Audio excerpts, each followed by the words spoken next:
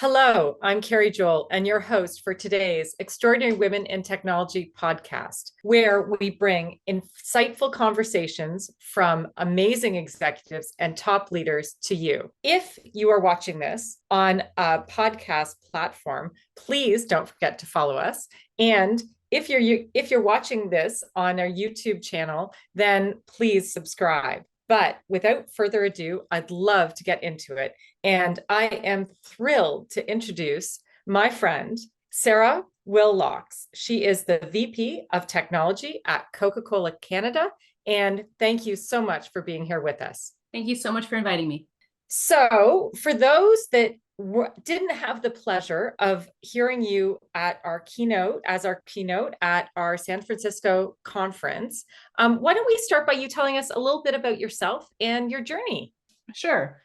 I'll start with really just introducing myself. So like Carrie said, Sarah Willock, VP of Technology. And a whole big part of my journey is that I've been in technology my entire career, from schooling to present day. Even throughout schooling, I worked as a developer. I was someone that hand-raised to take on new projects. I learned programming languages almost like I was collecting badges. I enjoyed development, and I found myself wanting to be part of designing solutions, feeling like I'm stepping towards actually influencing the solution instead of just building it. So what I found myself doing is I learned a lot, and I volunteered my time to do more of the solution designing, including architecture. While designing those solutions, I found my love of data, and I made sure that I took the time to really understand data management, governance, architecture, technology, anything to do with data. I wanted to excel in it. I continued to advance my career, and I embraced the new responsibilities that came along with advancement. So financials, building relationships, crafting and communicating strategic plans,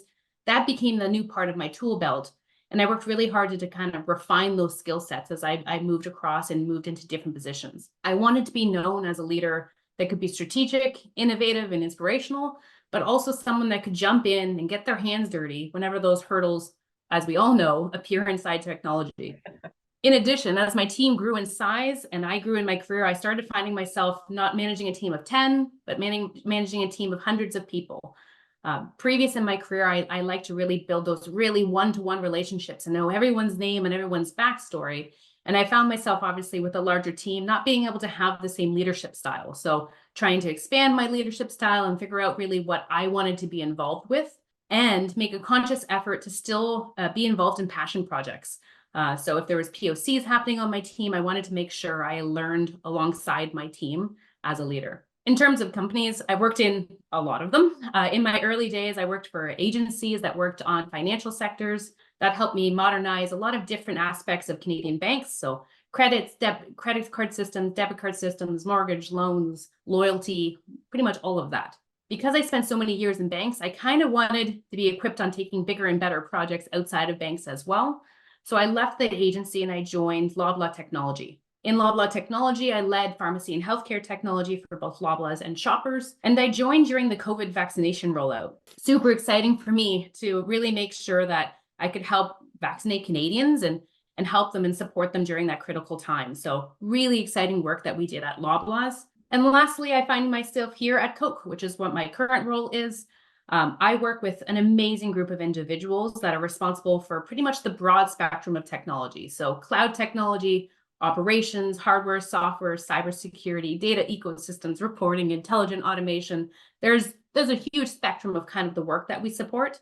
And what I'm really enjoying about this role is being able to kind of build for the future and make sure that we are filling any gaps in our foundation so that we can support that future growth. And it's just really, really fun as I've gone through this challenge and journey to kind of end up on here at Coke, where I can just lead innovation projects. Oh my gosh, that sounds amazing. And I think one thing that, Sarah, you and I both share is a bit of that diverse background. So I've also had the opportunity of working in some different companies and some different industries and different sectors. And I mean, I've certainly found for myself that brings a very different perspective.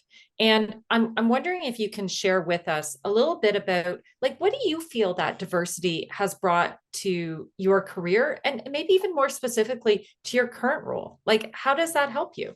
I love it. And I think we have a very similar career path in terms of those verticals we worked in. I think what's really great to think about is not only is there a lot of different differences, but there is a lot of similarities. So I'll start with the similarities even. All of the systems, regardless of what they're working on, they need to be stable, reliable. The infrastructure always needs to be there. Security is usually top of mind. And then as I talked about that data, we always need to make sure we're using the data to its fullest potential. So that similarity, I think I've been able to take a lot of my learnings and experience from previous and kind of apply them to Coke. Obviously at Coca-Cola, we also need to make sure our systems are reliant and fault tolerant. We need to ensure we have stable foundations. Those types of things are very consistent, and I think have springboarded kind of the position that I've had when I started Coke. But there are also differences, and I think those differences are the unique elements that I've been able to kind of learn at Coke as well. The best way of thinking about it is a lot of companies want to just go faster.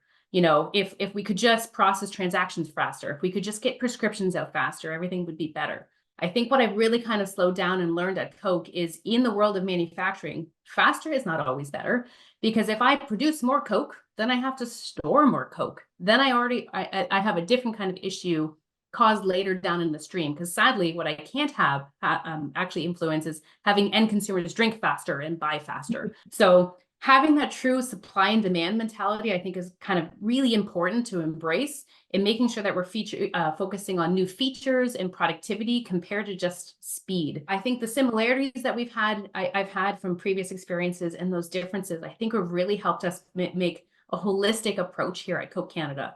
So how we kind of get the foundations right, how we stabilize and kind of build productivity, but then some of those nuances, being able to make sure that we're supporting the various business lines, understanding what each one of them is trying to do, and then trying to accomplish them. One other thing to highlight, some of those other industries are really large on compliance and regulations, mostly in the financial sector and the healthcare sector.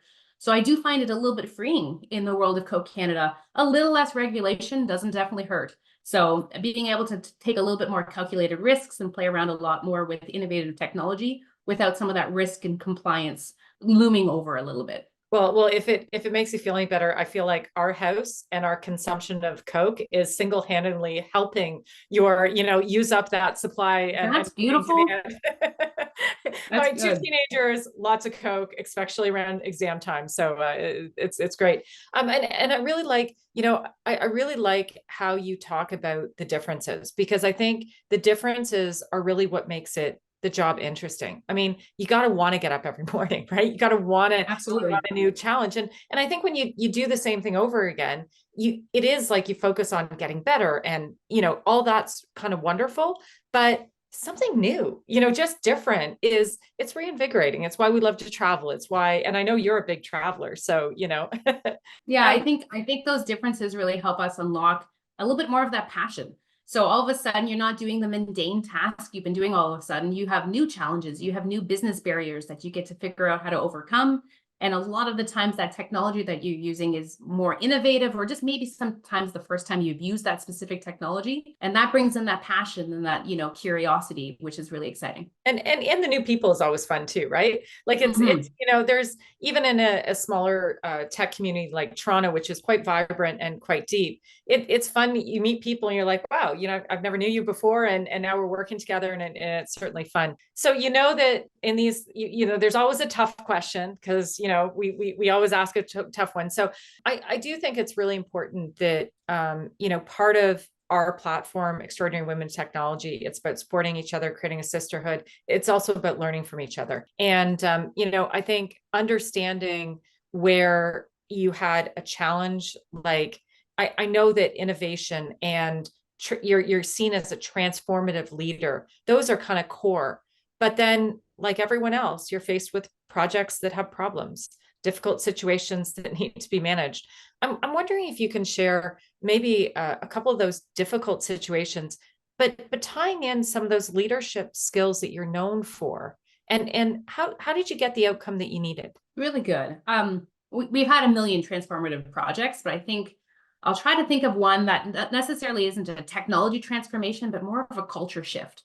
So the one that's top of mind is we took on a project that was really about proving data governance, data quality, redesigning our data assets so we can have that 360 view. And the reason why it was transformational wasn't that we were using bleeding edge technology or anything like that. It was just that the company didn't fully understand the deficiencies they had and the business advantage that they could really unlock by endorsing a project. So when you talk about data governance and data management, it is not an overly sexy, a topic. Not many customers or clients really want to spend tons of money on it because they don't understand the value it brings. So my role changed from a technology strategist to a little bit more of a sales role, trying to really help them understand why we need to focus on it and articulating what the return would be on their investment. And what's important even on that sentence is return on investment doesn't always mean financial return. It could be a better, like I said, resiliency and stability. It could be a better employee experience. So, most employees don't want to work on the old technology. They want to work on the new technology. Or productivity unlock. An employee was struggling finding the right data source because it wasn't documented well and it wasn't really in the right location. What we really are able to do is we took on a lot of what the project was trying to highlight and really helping them understand if we didn't do the project, how that would limit their future growth. So not trying to be a fearmonger, but make them understand that it's almost not an option sometimes with some of these foundational works. You need to get the foundation right before you start building on top of it. Really, what we did is we worked with the team to make sure that we had regular check-ins throughout our agile process, making sure all our stakeholders were informed, really sharing easy and early success indicators, making sure they understood that we were on the right path and kind of get them to be as excited as we were. As the project continued, we got to really make sure that we showed the fruitful rewards that we had, celebrated milestones, and really getting recognition for some of the people on the team. So the leadership team wasn't really aware what data management was, but when we started showing them the milestones and saying, this is how you're now going to access data, this is how your results are now going to look, all of a sudden that recognition was pretty easy to get because obviously people were impressed with what they saw. And then the last part of it would be change management. People are afraid of change, and that is a natural part of any company, a natural part of any human. Change is scary sometimes. So making sure if you are doing a transformational change, you spend enough time talking about what new processes will look like, what new people will look like, how that will affect individuals in their job. And instead of just informing them, bring them along on that journey so they don't feel like you're changing their job for them, but they're part of that change, and making sure that they understand how much better their role will be because of this technology. Because let's be honest, advocates and allies help in a transformational project. If everyone around the table is, championing in and rooting on the project, it's going to be a lot easier to get that buy-in from leadership and transform a little bit faster. And it's interesting, like in some ways, when you talk about these things after the fact, it's a little easy to kind of say, oh, here's what here's the tools that I use for my toolkit. But when you're in it, it's hard. And you have bad days and you have, decisions where you're like, I'm not sure. But I think, as you talked about, bringing that depth of belief, when you really believe in what you're doing and you believe it's foundational for the company and the work that you're doing, I think that authenticity is always there. And when I think of you as a leader, and I've known you now for a couple of years, your authenticity really has always come through. And I know it's not always been easy. I mean, you in your past have been sometimes the only woman engineer in a room. Yep. You've often been the youngest in a room. And I know that because of those personal experiences, diversity and equity are absolutely core values to you. But I think what a lot of people are struggling with, and what I'd like to explore with you a little bit is, but how do you turn that into action? Like how do you live that value in a way that we can all do it? Because I think we're all there as it being a value. I think what some of us struggle a bit with is, but how do I make it real? How do I take it into my everyday practice? Yeah, I think it's really important to have a mixture of voices around the table. And like you said, I have often not experienced that in my career. And I think that's so important as a leader now to make sure others don't have that same experience that I had, and make sure that every conversation we're having, every tabletop, every architecture and whiteboard session has that thought leadership to make sure that the right people are around the table to have that mixture of voices. It's just simply critical in a lot of it. So for example, if you're trying to be making sure all the voices are heard, making sure that there's multiple channels of feedback, even if you're talking to your team about a new solution, obviously everyone probably says at the end of the meeting, does anyone have any questions? But we all understand that not everyone feels comfortable asking those questions in that forum. So being able to have the forum in person to raise those questions if they want, but also encouraging people to drop them into the chat. Also making sure people understand your door is always open. If you have feedback, we do truly want to hear from you. And then when you have the one-on-ones with those individuals later, just make sure you follow up to say, like, that was really exciting. I'm passionate about it. Do you have any concerns? Yeah, you were a little quiet in the meeting, and that's totally fine. But do you have anything you want to kind of add to this content so that we can start shaping the future if you have any kind of feedback? All of those different channels, I think, help people feel more welcome, more heard. And even if they don't have anything to contribute, I think they can reflect on those experiences and at least realize they had a chance. And, the door was open and they could have shared really through any of that time period. I also think not only is it during prime time, but when you're hiring the people for those projects, making sure that everyone understands that you have goals in terms of what your team looks like and represents in terms of race, ethnicity, and all of that. And making sure that the candidates that are getting interviewed by a panel that reflects the diversity that you want on your team. So be purposeful, choose the people that are going to really represent your team to ask the questions to those new candidates so that they feel welcomed and that they're going to be heard as well once they get onto the team. And I love that, because at the last EWiT conference that we had here in Toronto, there was, I thought, a really interesting talk that spun up among the panelists. And one of the comments that was made was, ask why in this case it was a woman, but ask why she wasn't hired. And really follow through on that analysis and ask yourselves, each other, those tough questions, because every conversation is an opportunity to increase the visibility for all of us to have that diversity and equity, because we all win from it, right? And so I think just taking that time and really, like you said, after the meeting, following up, it's an opportunity for mentorship. It's an opportunity to give somebody a perspective and some time, and then hopefully in the next conversation they do speak up a little bit more, maybe because they were heard by you. And I think you can never underestimate how important being heard is. And I wonder, you've probably had some really interesting allyship and mentorship in your own experience. Like, can you talk about maybe one of those moments, where someone took you aside or, was able to help you through something? Like, what did that look like? What did it do for you and your career? Yeah, I think there's a powerful quote, and I think we've all heard it. It's from Michelle Obama, and it was something, I'm going to get it wrong, but something about, like, if there's no seat at the table, bring your folding chair and come up to the table. I think that kind of sentence is so empowering. And as leaders, I think we should be using this as fodder to, like, let's set the tone and let's set the pace of what diversity looks like. So, set the table for your team plus one, just in case there needs to be someone kind of invited. Once you start setting that tone, I think it really helps.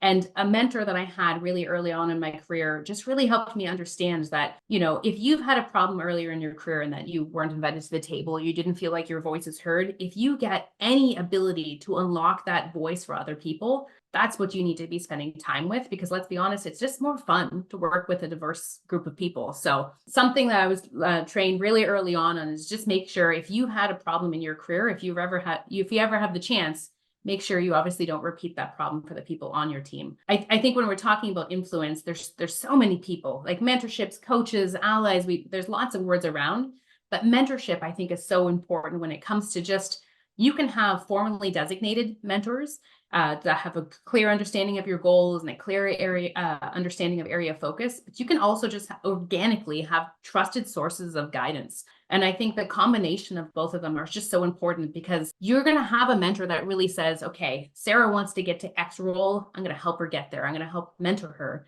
But that trusted source of guidance, those are the ones that if you're having just a rough day and you need to kind of ask them about some questions and things like that, they're going to be able to help you remove those roadblocks and make sure that you have level-footed advice and guidance to kind of move forward. Mentorship can go beyond even an organization. So encompassing past employees or past colleagues or external networks like this EWiT network.